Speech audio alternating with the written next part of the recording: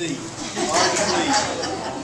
But before we get started this morning, or still morning, I want to recognize Uncle Alb. Uncle Alb is the only living aunt or uncle. In other words, a generation from myself and Kat and Nell and Betty and Scooter and Linda. They're all gone on. But Uncle Aubrey's still with us, and he is 89. So if you haven't met Uncle Aubrey, this is him right here.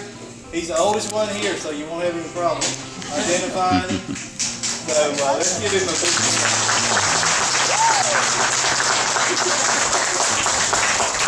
good that he's with us today. So Mom and Daddy just dearly love these get-togethers and these reunions. I remember going to their house and we had the fish spread and they was sliced tomatoes just piled up. Mama would peel them. And you girls nowadays don't like to peel tomatoes. But older ones do. And they were so good. But it's just good to see all of you.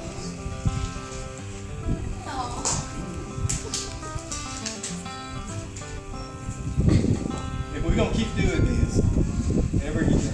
Suzanne's suggestion just a little bit ago. It's good to see her today. I would like for Tim and all of his family, his immediate family, CB's family, to stand. So, everybody else sit down.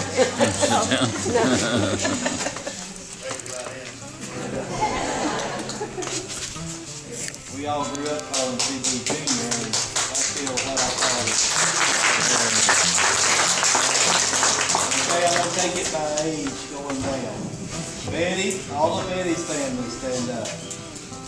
I see Newton waving. Newton's been a really big help this morning, and I really appreciate it and love it. Okay, next is Nell. Nell and all her family.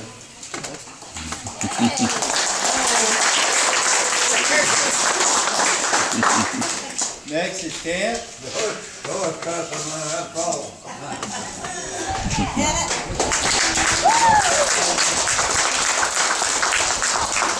I'm surprised y'all didn't locate Kat faster because she's so tall. I've had people say about myself that he sure has got fat, but I never have heard him say he sure is tall. I don't think I've ever experienced that. I doubt it. Okay, next is Jerry and his family.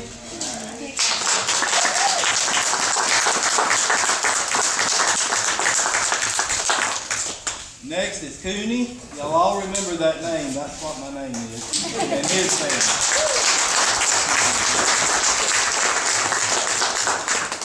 And then our youngest brother, Ducky, and his family. Luke's here with us. Where's Luke and Jennifer? So it's just good to see everybody. Cooter, do y'all, how about you and Lee and your family? We'll get on the mama side. Well, there's only 3 of us, me and him and our little girl. We don't know if they'll the playground. She's 6 years old and we have custody of her. And you might tell me she keeps us young, but I really think she's weird.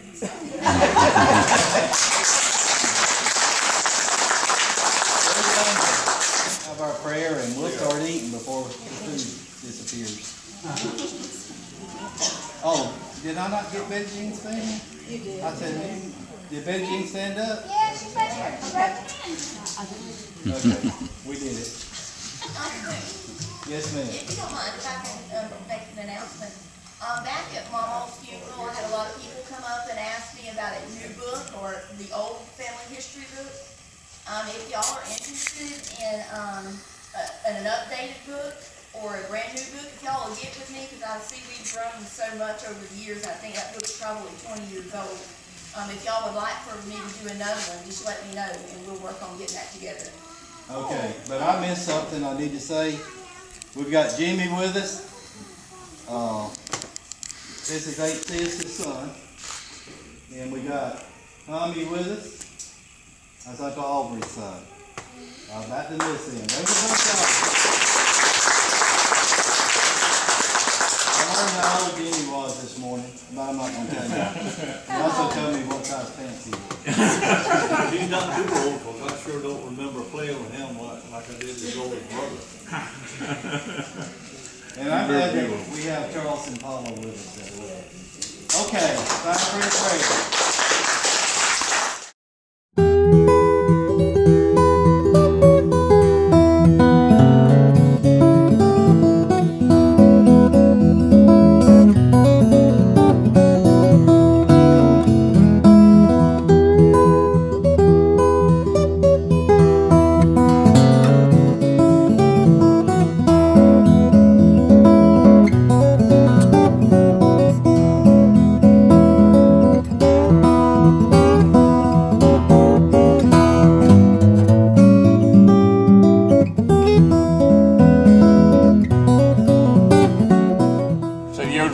Y'all see him drinking moonshine, I saw him taking $1 and he took the dollar. But the man had him arrested for armed robbery and for selling illegal whiskey. He got 6 months in jail and turned $50 and he told Granddaddy and another man he's gonna kill him if they testified against him. And they said, well, we got a summons, we're just gonna do what we gotta do, you know.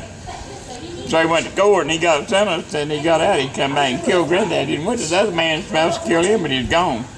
And the law got after him and run to Bo George and hid in the corn crib at his sister's house there at Mousy Baker's place at Bo George.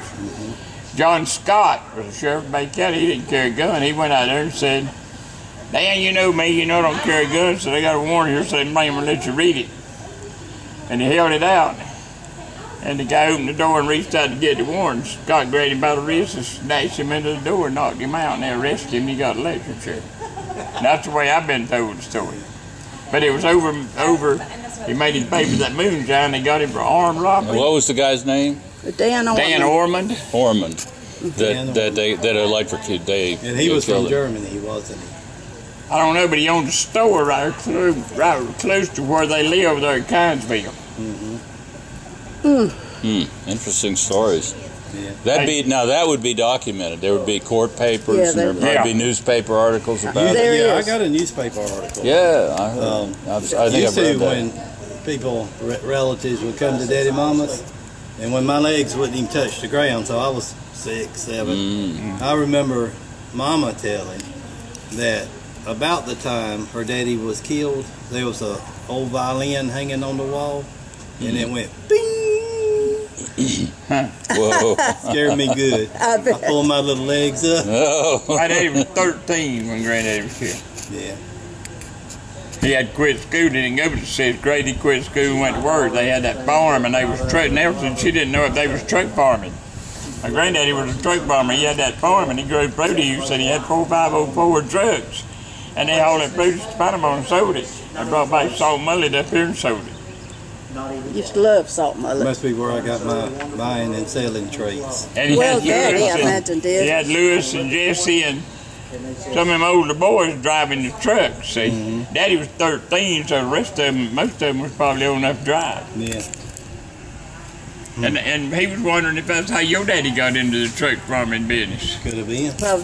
Probably, you know, knew that you could at least make a living doing that, because it was hard making a living.